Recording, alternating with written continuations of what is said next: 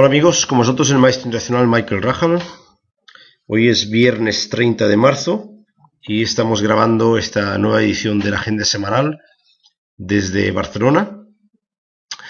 Centraremos nuestra atención esta semana en el Campeonato de Europa, en el Campeonato de Europa individual que se está disputando en Plovdiv, en Bulgaria. El torneo tiene una duración de 11 rondas. Hoy juegan la 10ª ronda y mañana se termina.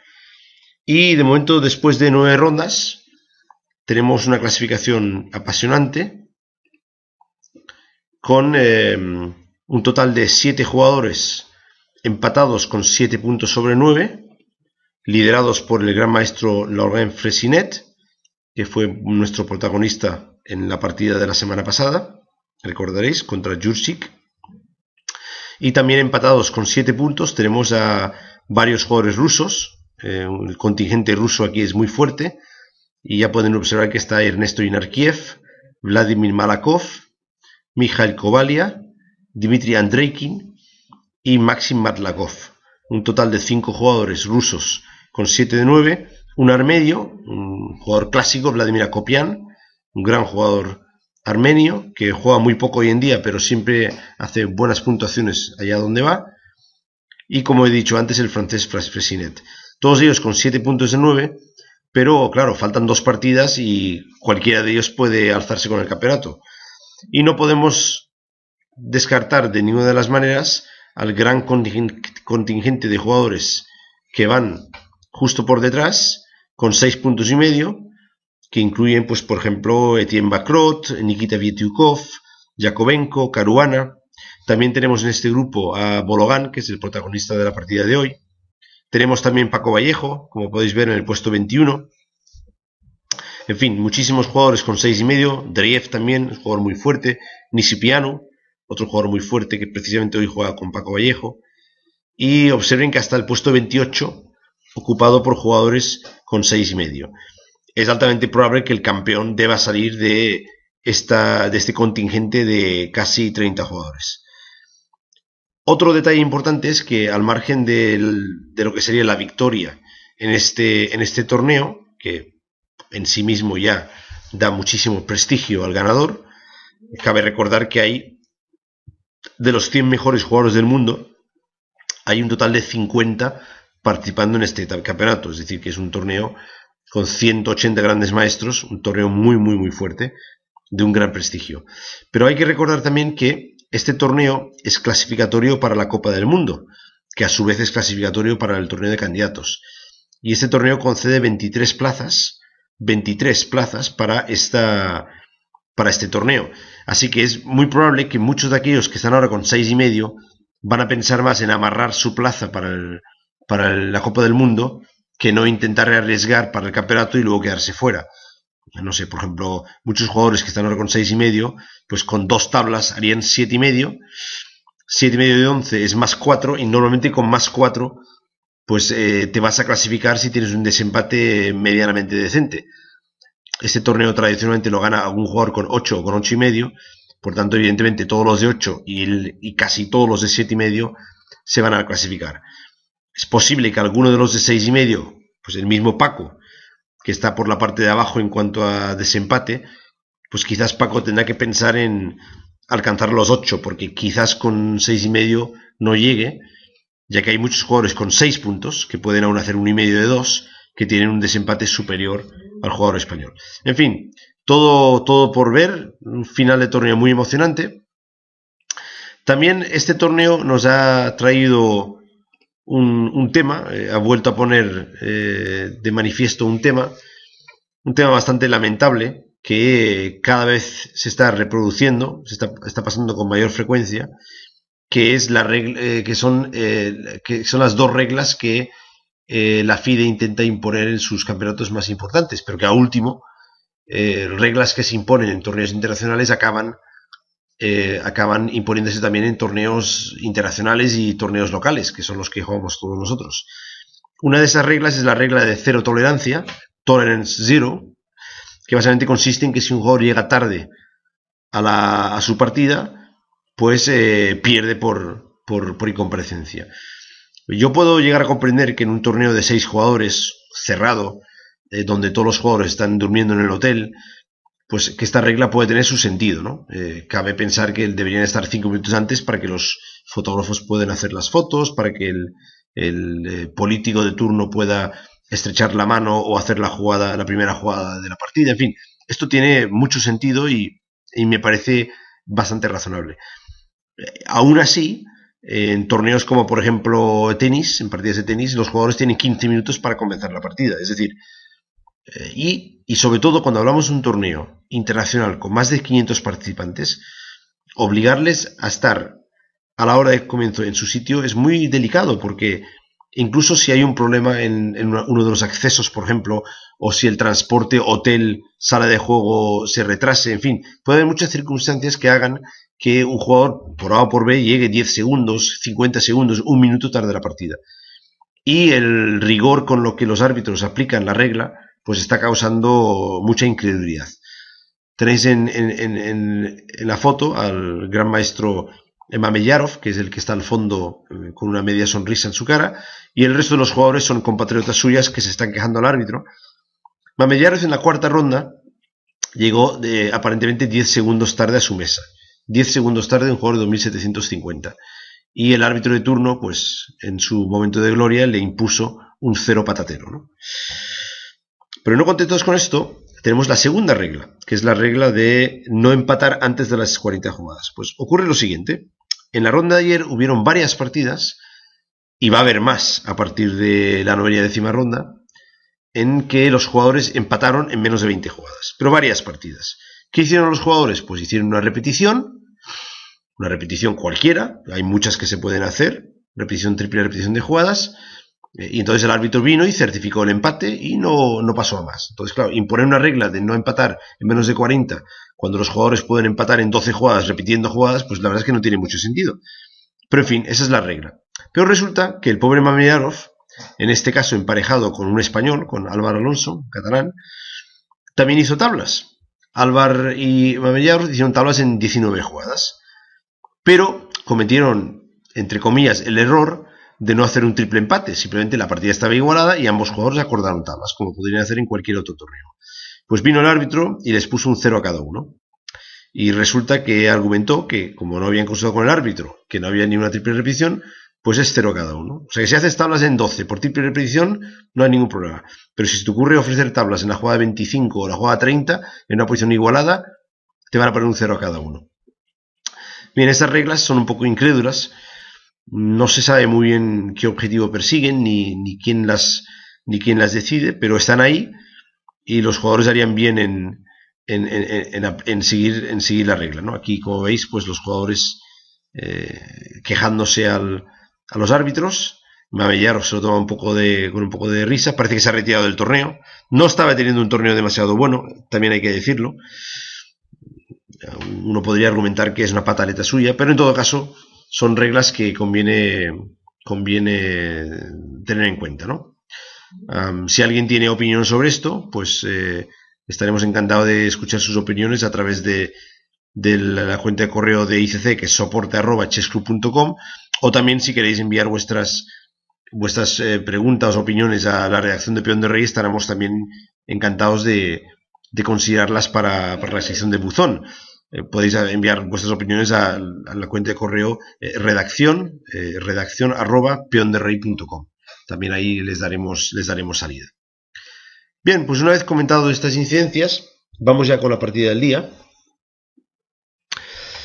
Bueno, como os dije la semana pasada, este tipo de torneo ofrece innumerables partidas buenas. La verdad es que no me ha sido fácil elegir de nuevo la partida. No tengo un tiempo ilimitado y no puedo analizar pues las 100 victorias de cada ronda. Esto sería simplemente ilógico y innecesario. Entonces lo que he hecho es mirar las partidas de la novena ronda, sobre todo los que se jugaban en los tableros de arriba, y localicé esta partida de Bologan contra Chedishvili. El jugador Bologan es un gran maestro moldavo muy fuerte, de 2687, jugador agresivo, que suele hacer partidas espectaculares. Mientras que Mikhail Mchedishvili es un gran maestro georgiano de 2626, jugador pues, típicamente georgiano, bastante seco, bastante técnico, con muy buenos fundamentos, evidentemente, con lo que él tiene, poco espectacular. Y entonces el enfrentamiento pues, ha producido una partida realmente excitante y que creo que os gustará. Y lo complementaremos después con dos partidas más que partidas completas, posiciones, que hacen referencia a lo que veremos en la partida principal. Y así, pues al finalizar la clase, la lectura o la conferencia, pues habréis tenido una ocasión de ver una partida interesante y además aprender pues una secuencia que es bastante común y que, pues para aquellos que no lo sepáis, pues será un punto más en vuestro aprendizaje. Vamos con la partida. Bologan juega con las piezas blancas, abre con peón de rey y Mchezeshvili responde con la Caracuán. Bien, Mchezeshvili es un jugador que suele jugar siciliana, por lo que he podido averiguar, y últimamente ha incorporado la Caro-Kann a su repertorio. Entonces, posiblemente Bologan, en vista de esto, prefiere no entrar en líneas principales y, por lo contrario, elegir una variante secundaria, donde quizás Mchezeshvili no tendrá tanta experiencia. En fin, son jugadores muy fuertes, pero a veces esta idea sale efecto, ¿no? Entonces juega caballo F3, que es una línea secundaria, y caballo C3. Línea secundaria, pero perfectamente jugable. Bien, aquí la variante más principal, la que se considera mejor para las negras, teniendo en cuenta que el blanco no ha ocupado el centro ni ha hecho ningún tipo de avance, es desarrollar su alfil a G4. El alfil este hay que sacarlo fuera de la cadena de peones, es típico de la Caro-Kann, y puesto que a F5 no podemos ir, pues lo sacamos a G4. Normalmente el blanco juega H3 pidiendo explicaciones del alfil y se produce el cambio. Y luego el negro monta este muro de peones que conduce a una posición súper sólida y muy difícil de romper. A mí me parece que esto hubiera sido una buena opción contra un jugador agresivo como Bologan. En este momento, pues el blanco tiene varias opciones. Puede jugar D4, es una jugada que se ha jugado con frecuencia, y también puede jugar D3, que es más tranquila, y también puede jugar G3, que también es más tranquila. El blanco tiene varias opciones y es un juego estratégico, una partida larga. Bien, pues como digo, alfil G4 es la jugada más popular y seguramente la más fuerte en esta posición. Hay otra manera de jugar, que es cambiar peones en el centro y luego jugar caballo D7 para intentar jugar caballo F6. Y aquí hay que vigilar una celada, que es dama E2 y caballo G-F6. Caballo D-F6 es perfectamente jugable, pero caballo G-F6 sería un craso error por caballo de 6 mates, una celada de apertura bastante conocida. Y ya que estamos hablando de esto, apuntar que lo que no es tan bueno es jugar alfil F5, que es una de las pequeñas celadas que tiene esta línea de las blancas. Al no haber jugado D4, esto ofrece alternativas muy interesantes para las blancas. Caballo G3, alfil G6, H4, H6, y ahora caballo E5 es muy fuerte. Alfil F7 y alfil C4. Y de repente el blanco ahora tiene un ataque muy fuerte y además muy rápido. Es decir, nos hemos ahorrado la jugada D4 y ese tiempo que nos hemos ahorrado, que es el que le faltaría al negro, pues por ejemplo tener el caballo F6, pues nos permite pues iniciar un ataque muy fuerte y muy rápido contra puntos muy sensibles de la posición de las negras. Y esto en principio habría que evitarlo. Precisamente por eso alfil G4 pues es la jugada que en principio resuelve los problemas. Hay quien dice que ofrece a las blancas una ligera ventaja por tener la pareja de alfiles, pero lo cierto es que la posición negra es tremendamente sólida. Bien, Mchezeshvili, en lugar de elegir alfil G4, juega caballo F6. Una jugada muy secundaria, no especialmente recomendable, pero una jugada posible. Peón a E5, caballo E4. Bien, aquí la posición se está cerrando y, por lo que he podido averiguar, la jugada más popular para las blancas en esta posición es la jugada caballo de 2, que ahora pasaré a explicar. Antes de esto, comentar que caballo por caballo, en principio no es muy bueno, pero observen que podría conducir a una posición interesante para jugar al ataque. Caballo G5, y ahora la jugada negra buena es dama D5, defendiendo el peón y atacando el peón de D5. Y ahora, mis análisis me han llevado a la conclusión de que después de D4, E por D3, alfil por D3, dama por E5, jaque, alfil E3. El negro tiene la opción de jugar aquí H6, atacando el caballo, y después de caballo F3, zamparse el peón de B2. Y esto es una posición que merece un diagrama, desde luego es muy interesante para analizar. Las blancas se enrocarían, y en mi opinión, el blanco tiene cierta compensación por los dos peones sacrificados. Hay una regla, no de oro, pero sí una regla que se puede seguir más o menos con cierta seguridad, que dice que tres tiempos de desarrollo a cambio de un peón es bastante razonable a la hora de plantear sacrificios de peones. Bien, aquí el blanco tiene pues el enroque hecho y 3 piezas menores desarrolladas, y es muy probable que pueda continuar ganando nuevos tiempos contra la dama negra. Así que nos estaríamos acercando a los 4 o 5 tiempos de ventaja de desarrollo por 2 peones sacrificados. Pues es una variante que se puede tener en cuenta, sobre todo para aquellos que les gusta mucho atacar y que se sienten cómodos en posiciones con la iniciativa. Esta posición la he puesto en el Houdini y el módulo de análisis me ofrece una ventaja de 0,006 a favor de las negras, o sea, insignificante, prácticamente igualdad. Por tanto, hasta el módulo entiende que los dos peones están plenamente compensados. O sea, pues los que queréis jugar esta variante, apuntaros esta idea de doble sacrificio de peón, puede ser interesante.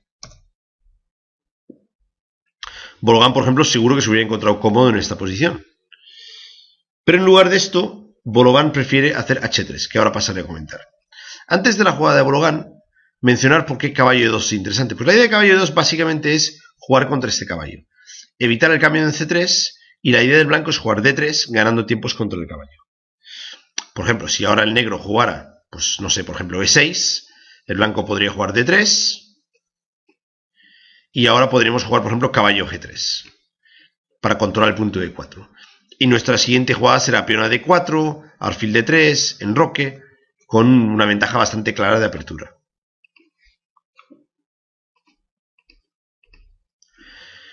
Bien, en caso de caballo de 2, la mejor jugada para las negras es jugar dama B6. E6 sería floja, en cambio dama B6, amenazando dama por peón mate, es la mejor jugada. Obligamos a D4 y ahora rápidamente jugamos C5 atacando el centro de las blancas. Y bueno, esta posición, pues después de, por ejemplo, C3-E6, pues se parece más a la variante del avance de la francesa que a algunas líneas de la Caro-Kann. Y es una posición pues complicada, con opciones para ambos bandos. No creo que el blanco esté inferior, tampoco creo que el negro esté mal. Y creo que el negro pues tiene una posición bastante razonable. Alfil D7, caballo C6, una posición pues bastante razonable, en mi opinión. Y ahora vamos a la jugada que hace Bologán. Hace Bologán H3. Una jugada, diría que casi para despistar a su rival, ¿no? Es verdad que evita alfil G4, pero para hacer eso, pues pierde un tiempo de desarrollo en la apertura, que en principio no es muy recomendable, ¿no? Pero lo que está claro es que con esta jugada sale totalmente de la teoría y solo he podido encontrar un ejemplo de esta jugada a nivel más o menos magistral. Observen que ahora el negro tiene varias opciones. Puede cambiar caballos en C3, es una opción. Puede jugar alfil F5, otra opción. Puede jugar E6, otra opción. Es decir, que puede jugar G6, una cuarta opción. Es decir, que Bologán con su jugada le pasa el turno a su rival y le dice: a ver, amigo Mijael, ¿qué vas a jugar ahora? Ahora que ya no estamos en la teoría y tienes que jugar por ti mismo, ¿qué intención tienes? Y Mijael seguramente analizó caballo por C3, D por C3, me gusta esta jugada, E6, observen que alfil F5 se encuentra con caballo D4, que es bastante desagradable. Y contra alfil G6, F4, con idea de F5, pues ya se ve que puede ser peligroso. Por tanto, después de D por C3, habría que jugar E6. Y ahora el blanco puede jugar, por ejemplo, dama D4, que es una jugada que me gusta bastante. Y contra C5 jugar dama F4. Acordaros de esta maniobra de dama, aquí o aquí, en G4 también. Y luego de caballo C6, pues jugaremos alfil D3. Y este tipo de posición creo que Bologan le gustaría bastante. Tiene la iniciativa en el flanco de rey, puede elegir enrocarse largo o corto. Y de hecho no es de extrañar que después de, por ejemplo, alfil E7, alfil D2, enroque, observen cómo el blanco defiende su enroque largo con 4 peones y tiene todas sus piezas mirando hacia el flanco de rey. Creo que esta posición es mejor para las blancas. Así que después de H3 el cambio de caballos no promete mucho. Alfil F5 es una opción interesante. Y de hecho, esta jugada se empleó en la partida entre Lima, 2496, un jugador brasileño, y Shumiatski, 2382, un maestro internacional, en el torneo de Brasilia del 2011. O sea, una partida muy fresca, muy reciente. Y en esa partida, Shumiatski jugó alfil F5 y Lima respondió con caballo E2. Muy interesante. Amenazando D3, pero también amenazando caballo D4 y caballo G3, poniendo en dificultades este alfil. Dejadme que os muestre unas jugadas de esa partida. Continúo con E6, D3, caballo C5 y ahora G4. Otra de las virtudes de hacer H3. Alfil G6, caballo F4, alfil E7 y ahora H4. Y ahora de repente, como en algunas otras variantes de la Caro-Kann, por ejemplo la variante Van der Wiel, nos encontramos que un caballo en F4 combinado con el avance H4 pone en graves problemas al alfil de G6. Así que el negro hizo H6 para evitar la atrapada. Caballo por G6, H por G6 y ahora una buena jugada G5. La idea de G5 es habilitar la casilla H3 para el alfil, que desde donde veréis ejercerá una presión muy desagradable sobre el punto E6. Ahora se amenaza D4 ganando el peón. Negras jugaron dama D7 y blancas jugaron caballo D4, abriendo la posibilidad a un posible B4 ganando el peón de E6. El negro jugó caballo BA6 y ahora buena jugada caballo E2 y después de enroque caballo F4. Y la ventaja es muy clara para las blancas. Curiosamente aquí Shumatsievski tomó una decisión práctica pues muy adecuada y sacrificó la calidad. Y de hecho acabó ganando la partida en la jugada 47. Pero el veredicto de la apertura es claramente favorable para las blancas. Otra cosa es que después pues el otro le liara y ganara la partida. Pero si tuviéramos que ser objetivos, esta posición es favorable para las blancas porque no se aprecia suficiente compensación por la calidad de desventaja. Así que ya sabemos qué hubiera pasado en caso de alfil F5, pero Mchazvizli juega peón a E6, sólido. Bologan juega D4, C5, alfil D3, caballo por C3, B por C3. Bien, vamos a pararnos un momentito aquí y considerar la transformación que ha sufrido la posición. Ahora, todos aquellos que jugáis la defensa francesa o aplicáis la Winauer contra esa defensa, reconoceréis que esta posición es tremendamente similar, con la importante diferencia de que en lugar de que el alfil negro haya ido a B4 y se haya cambiado por el caballo de C3, ha sido un caballo que se ha cambiado. Me vais a permitir que ponga una posición típica de la francesa, de la variante Winauer, para que veáis la similitud en las dos posiciones. Esto es lo más normal. Y esta posición, como podéis ver, es tremendamente similar a la que acabáis de tener en posición y que volveréis a tener dentro de un momentito. Con la importante diferencia, como digo, que la pieza menor que conserva el negro es el alfil y no el caballo. Por lo demás, la posición es igual. O muy parecida. Eso demuestra las transformaciones que pueden tener en las posiciones Y esto también demuestra lo importante que es. Como veis, la posición es muy similar.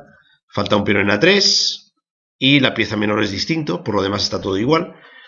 Por eso es tan importante tener una buena cultura ajedrecística y tener conocimiento de aperturas y defensas que, aunque no estén en vuestro repertorio, conviene tener las ideas mínimamente claras, porque las transformaciones se producen continuamente sobre el tablero. Chetlisvili empezó con una Caro-Kann y ahora se encuentra en una estructura más propia de la defensa francesa. Como veremos más tarde, Bologan sí que tiene buen conocimiento de esta variante con blancas. De hecho, no hace mucho ha hecho un DVD para Chessbase, precisamente, de la variante Winauer de la francesa. Y él es consciente de la diferencia de la pieza menor, que evidentemente el negro tiene un alfil que es mucho más importante que no un caballo, porque defiende las casillas negras, pero su manejo de la posición va a ser bastante interesante. Bien, en este momento el georgiano decidió cerrar la partida. Me parece una buena decisión y no tengo nada que objetar a esta jugada. Yo creo que esta jugada garantiza una buena igualdad para las piezas negras. Sin embargo, he visto que hay una idea interesante que es B6. Entonces, claro, Chetlisvili, como se ha pasado toda su vida jugando a la siciliana, pues no tendrá tanta experiencia con estas defensas y tal vez pues no ha acabado de ver claro esta idea de B6. Pero si hubiera jugado la defensa francesa mucho, esta jugada le viene con mucha facilidad. La idea es alfil A6 y cambiar la mejor pieza del blanco, que es el alfil de D3. Es aquella pieza que puede atacar el enroque desde varios sitios. Claro, el blanco no lo puede evitar con dama E2, que es una celada típica, porque C4 ganaría la pieza. Aunque yo he visto a más de un jugador hacer dama E2 en este tipo de posiciones. Lo he sufrido con mis propias carnes. Entonces B6 es una alternativa muy razonable a la jugada que hizo Chetlisvili, que es C4. Bien, C4, alfil E2, alfil E7, y ahora el blanco tiene que tomar una decisión importante. Por un lado puede enrocarse e intentar jugar una partida simplemente muy tranquila, pues más o menos así, pero el negro va a jugar B5, A5 y B4 y va a tener una partida muy buena por el flanco de dama, que es donde él tiene la ventaja. Y observen, muy importante, la importancia del alfil N7 en lugar de un caballo. Defiende mucho mejor el flanco de rey. Todos los puntos como G5 están muy bien defendidos por el alfil de E7. Yo creo que Bologan pues, no tenía mucho interés en hacer una partida lenta. Y entonces hace una jugada que me parece buena, que es H4. Caballo C6 y H5. Amenazando el peón H6, abriendo el enroque. Chetlisvili hace H6, que es la jugada típica. Y ahora tranquilamente G3 tiene la idea de jugar, por un lado, caballo H4, G2, caballo F4, que es una maniobra típica de redistribución del caballo F3, y también abre la posibilidad de jugar rey F1, rey G2 para asegurar el rey. Claro, en vista de esto, Chetlisvili no le hace mucha gracia la idea de enrocarse corto, porque si se enroca corto, blancas juegan caballo H4, más tarde F4, alfil G4, enroque corto, F5 y le cae un ataque directo sobre su rey. Entonces Chetlisvili se anticipa y va a ir a buscar el enroque largo, que me parece una decisión muy razonable. Entonces las siguientes jugadas van en esa dirección. Dama 5, ataca al peón de C3, dama D2, alfil de 7, caballo H4. Bien, ahora creo que podría haber sido interesante otra jugada muy típica y que un jugador de francesa la hubiera hecho o como mínimo la hubiera considerado, que es dama A4. La idea de dama A4 es mantener atacado el peón de C2 para que la dama no vaya hacia el flanco de rey y, aún más importante, evitar que el blanco pueda jugar A4. ¿Por qué hay que evitar A4? Ahora vais a ver por qué. En lugar de dama A4, Chetlisvili jugó enroque largo y Bologan rápidamente juega A4. Observen que con enroques opuestos, Bologan no tiene demasiados problemas en que en un momento determinado el negro capture este peón. De hecho, casi lo preferiría, porque así, después de alfil A3, enroque y torre FB1, va a tener dos columnas abiertas para atacar el rey. Por tanto, no le preocupa perder este peón. Pero entonces, ¿por qué hace A4? Pues hace A4 porque sabe que en algún momento la dama negra se va a ir para atrás para ir hacia el flanco de rey. Y en ese momento quiere jugar A5 y utilizar este peón de ariete para intentar abrir líneas contra el enroque de las negras. Por eso dama 4 hubiera sido una jugada interesante para las negras, evitando esta idea. Bien, después de A4, el negro continúa con su plan de atacar el flanco de rey. Y alfil G4, muy buena jugada. Bologan es un jugador con grandes fundamentos técnicos y sabe perfectamente que en esta estructura el alfil tiene que ir o bien en la diagonal H3, C8 o bien en la diagonal G2, A8. Bastante dependiendo de dónde sale el rey negro. Y el caballo muchas veces se queda en H4 para apoyar el avance F4, F5 o se reubica por G2 hacia F4 o E3. Por lo tanto, el plan de alfil G4 es bastante estándar. Alfil G5, atacando la dama, provoca F4. Se pierde un tiempo, pero se garantiza que el caballo no puede volver hasta F4. Y el blanco sigue mejorando su situación. La idea ahora podría ser, por ejemplo, poner el rey en G2, más tarde jugar torre F1 y cuando estemos bien preparados, golpear con peón a F5, que es el plan típico de atacar las debilidades de las negras. Pero justo en este momento, el negro juega G5 y esto cambia automáticamente la dinámica de la partida. Claro, en caso de peón por peón, pues alfil por peón, pues supongo que será bastante desagradable, ¿no? Dama tiene que mover, se producirá seguramente un cambio aquí en C1 y ahora después de torre G7 y torre G8, de repente el negro converge sobre puntos débiles en la posición de las blancas. Además está el peón de C3 que va a colgar en cualquier momento. Así que Bologan lógicamente aprovecha que ha movido su peón hasta H5 y captura el paso. Peón por peón, peón por peón. Y ahora tiene que anticiparse a esta jugada G5 que pondría en peligro al rey blanco. Y lo hace jugando caballo F3. Y ahora la jugada G5 es tremendamente difícil de hacer. Porque en cualquier momento que el blanco haga G5, el blanco come, cambia torres y captura el peón. Y es verdad que expone un poco su rey, pero es un peón de más. Y oye, un peón es un peón. Y además el peón de 6 estaría atacada por 2 piezas. O sea que ahora no va a ser tan sencillo jugar G5, habrá que prepararlo bien. Y por otro lado, jugar H5 carece de sentido, porque el blanco cae para atrás y más tarde ocupará la casilla G5 con un caballo. Esta jugada H5 en principio carecería de sentido. O sea que ahora viene una fase de maniobras donde el negro está intentando golpear con G5. Comienzo con dama D8, dama E2, potenciando el alfil sobre G5, dama F8, otra vez mirando G5 por la clavada, pero rey G2 saliéndose de la clavada, caballo D8, ahora necesita llevar el caballo hasta F7 para golpear con G5, pero observen que cuando el caballo se desplaza, el blanco aprovecha para jugar E5. Caballo F7.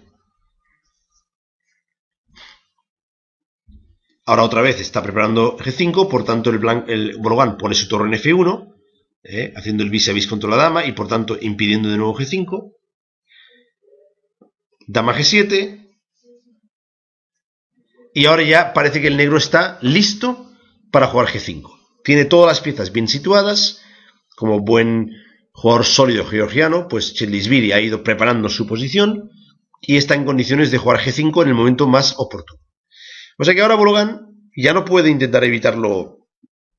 Tiene que buscar otras ideas. Entonces Bologan se da cuenta de que el negro ha llevado todas sus piezas al flanco de rey y entonces entiende que puede tener algunas opciones en el flanco de dama, ahora que las piezas negras se han ido. Y hace caballo de 2.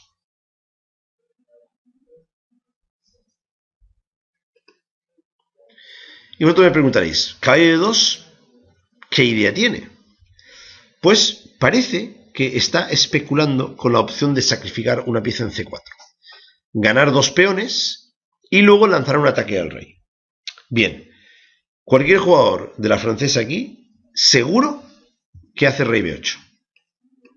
Una jugada súper estandarizada. Se sale de la presión del alfil, se anticipa un posible sacrificio con jaque y prepara torre C8 en caso de que este sacrificio suceda. Y si el blanco juega a 6, mantenemos el cerrojo con B6.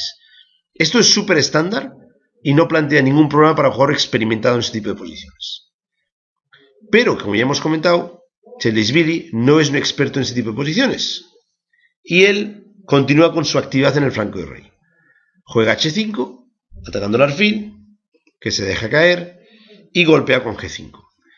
Y esto ya es posición de diagrama. Posición importante de diagrama. El negro ha conseguido hacer su avance, tiene todas las piezas muy bien situadas detrás, y el rey blanco corre bastante peligro. Así que Bologán, sin pensárselo, sacrifica el caballo de C4. Y ahora esto sería una posición donde os podría dejar durante un ratito pensar cuál es la mejor jugada. Capturar el caballo, capturar el peón en F4 o jugar G4. Son las tres opciones que os dejo. Quitaremos las flechas del tablero. Caballo por peón, G4, G por F4. Perdón, caballo por peón. Entonces, peón por caballo, G por F4 y G4. Venga, pues pensáis un poquito, yo pondré el pause y cuando lo hayáis decidido, pues podéis volver a encender a ver si vuestras conclusiones están de acuerdo con mis análisis. Bien, pues todos aquellos que habéis hecho G por F4 habéis acertado con la jugada correcta. En la partida, Tselisvili hizo una jugada floja, hizo G4. Seguramente su idea era que ahora el alfil está cazado y va a perder el alfil, y pensó que con esto ganaría pieza. La verdad es que tiene buena pinta, pero no es una jugada buena.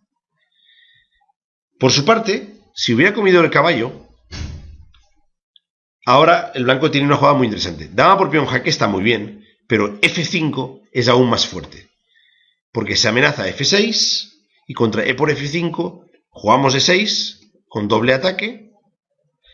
El negro defiende el peón de C4 con su alfil, capturamos el caballo y penetramos en la posición de las negras con dama E5.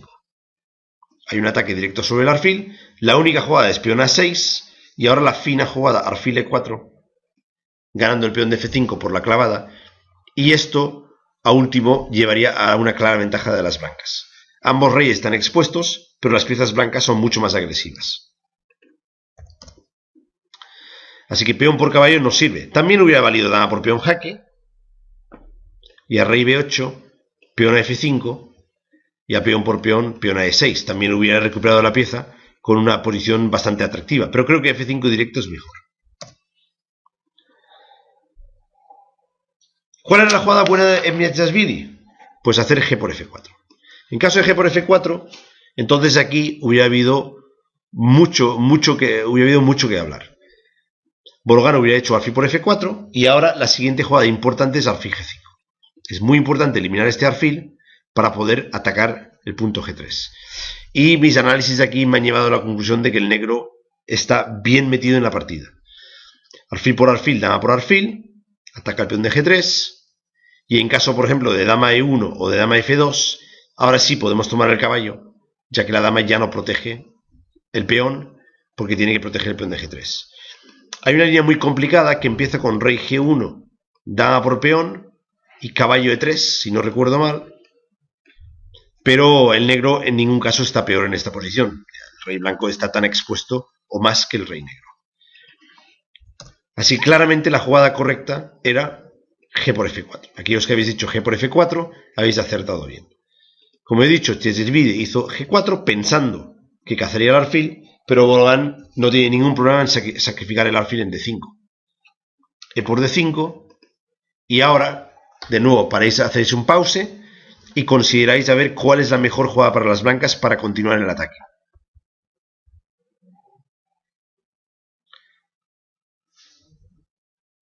Pues muy bien, todos aquellos que habéis hecho caballo B6, una gran felicitación por mi parte. Caballo B6 jaque, una idea muy típica.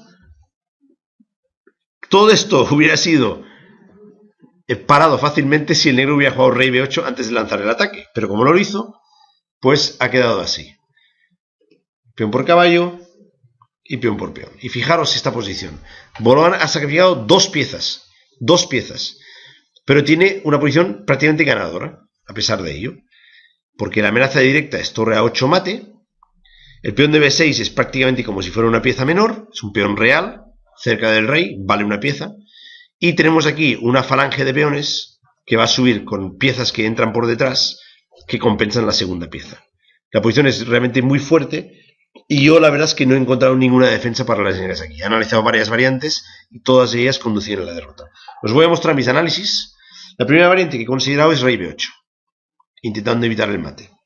Entonces, e6 con doble ataque sobre caballo y alfil. La mejor jugada de las negras es caballo d6. Tomamos el alfil y hemos recuperado una pieza. Torre d8 y ahora buena jugada f5, que prepara la salida del alfil hasta f4 clavando el caballo. Y ahora, por ejemplo, contra torre por d7, una jugada decisiva, dama d6, que ataca la torre, amenaza f6 y amenaza alfil f4. El blanco no tiene ningún problema para ganar esta posición, como podéis comprobar todo. Bien, algo mejor que rey b8, pero también insuficiente, es la jugada alfil d6, que por otra parte es una jugada dificilísima de ver como idea defensiva. La idea es que contra torre a8 podemos tapar con el alfil. Y la idea secundaria es que una vez que el blanco coma el alfil, haremos rey b8. Y lo que hemos hecho es devolver la pieza, pero abrir la posibilidad de caballo por peón y caballo e4 y también la posibilidad de torre e8. Y aquí es muy importante actuar enérgicamente. La jugada buena es f5 para clavar alfil f4 en caso de caballo por d6. Y contra torre e8 yo he analizado dama d1, torre e4, alfil f4, amenazando ya torre a8, rey por, dama jaque, dama 7 jaque y dama 8 mate, que es un típico mate con dos peones reales. Por tanto, alfil b5 es la manera de parar eso, para proteger a 6 y atacar f1. Y ahora, excelente jugada, torre a5. Alfil por f1, dama por f1 y contra caballo e5. Observen qué idea más fantástica he encontrado aquí, que es d7, amenazando el mate que hemos dicho antes, porque le quitamos la casilla c8 y las casillas d7, y después de dama por d7, la ruta de escapatoria ha sido tapada y podemos hacer el mate tan bonito que venimos hace rato buscando, y mate con tomate. Así que yo creo que incluso después de rey b8 o alfil d6, que son las mejores defensas, el negro también pierde. La verdad es que no acabo de ver ninguna defensa eficiente contra las amenazas blancas. Bien, Echezlishvili hizo la jugada que quizás todos haríamos, que es rey d8, pero entonces el blanco entra con la torre y la dama. Y ahora la amenaza básicamente es dama por peón, jaque, seguido de esta avalancha de peones hacia el rey. Caballo de 6. El negro empieza a devolver el material, pero el blanco no se precipita en capturarlo. Dama por peón. 1, 2, 3, 4, 5, 6, 7 peones. O sea que tiene 4 peones por las dos piezas, pero una está cayendo y el ataque es decisivo. La partida está esencialmente ganada.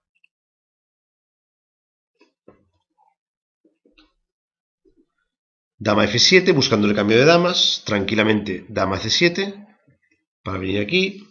Alfil f8, defendiendo con la dama de c7. Y ahora una muy buena jugada, f5, muy enérgico. Si el caballo se mueve, dama por alfil es mate. Dama d7, e6. Bien, aquí hay otra manera muy bonita de ganar, que hubiera sido capturar el caballo y jugar alfil g5 jaque, entregando el alfil limpio, con el objetivo de atraer la torre hasta g5. Continuamos con un sacrificio de torre. Comemos el alfil. Rey e8, torre e1 es decisivo. Dama d7, dama f6 es decisivo. Hubiera sido también otra manera muy elegante de rematar la partida. pero Bologan elige el suyo, que es de 6, que es perfectamente buena también. Hasta permite el cambio de damas. Pero justamente el cambio de damas lo que le da al blanco es otro peón pasado, que va a ir a dama en el momento que el caballo se mueve. Con lo cual el objetivo ahora es poner 3 peones reales en sexta y o bien coronar o bien obligar al caballo a entregarse y continuar con B7. Torre H7, F7, torre G6 y ahora alfil A3, el complemento, eliminamos el caballo y B7 gana. Bueno, esto es una posición fantástica de Bologan, ¿no? Entregado material por un tubo, pero con 3 peones en sexta, pues gana la partida con brillantez. Torre por E6, alfil por D6 y Chetlisvili finalmente decide abandonar, ya que tanto torre por alfil como alfil por alfil, B7, corona dama. En fin, difícil encontrar una partida más espectacular que esta y la verdad es que además muy instructiva. Bien, antes de terminar voy a cargar otra posición para que veáis que esto no es simplemente un sacrificio aislado que me ha salido bien, pero no sé si esto pasará más veces, sino que es un sacrificio que forma parte de un complejo muy típico en este tipo de posiciones. Voy a cargar la partida siguiente de Anand con Quillan. Esta posición corresponde a la jugada 29 de la partida del campeón del mundo Viswanathan Anand contra Gary Quillan del torneo de Press Switch de 1990. Anand en ese momento tenía 2555, ya era un gran maestro contrastado, y observen las similitudes, ¿no? Alfil en G2, caballo en E3, y centro cerrado, columna B abierta, y el negro que ya ha empezado su juego en el flanco de rey. Pues supongo que todos habréis podido comprobar que aquí la jugada buena es caballo por C4, D por C4, intermedia, alfil E4, aquí dama E8 era algo mejor que dama F7, que es la que hizo Quillan, y dama por C4. Y a cambio del caballo, Anand tiene 2 peones, 2 alfiles muy fuertes y el rey negro muy débil. La partida continúa con B5, dama C5, torre D8 y ahora buena jugada C4, abriendo el alfil a la casilla A5 y amenazando peón a D5. Torre por D4, alfil A5 jaque, rey D7, C por B5, atacando el caballo. Si el caballo mueve, cae la torre. Torre por E4, B por C6, caballo por C6, dama D6 jaque, rey E8. Y ahora os dejo que pauséis y encontréis un mate en 2 que rememora el famoso sacrificio de Morphy contra los condes de Brunswick, una famosa partida jugada en la Ópera de París, y supongo que ya a estas alturas todos habréis visto, efectivamente, torre B8 jaque, caballo por B8 y dama de 8 mate.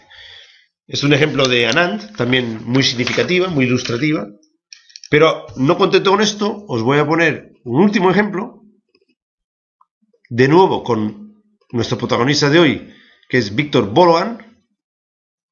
En este caso, espérate, creo que he cargado mal la posición, a ver si la puedo cargar bien. Perfecto, fantástico, ahora sí que parece que lo tengo. No, ha vuelto a cargarse mal. Parece que hay algún problema con la partida, pero vamos a ver si conseguimos ponerla.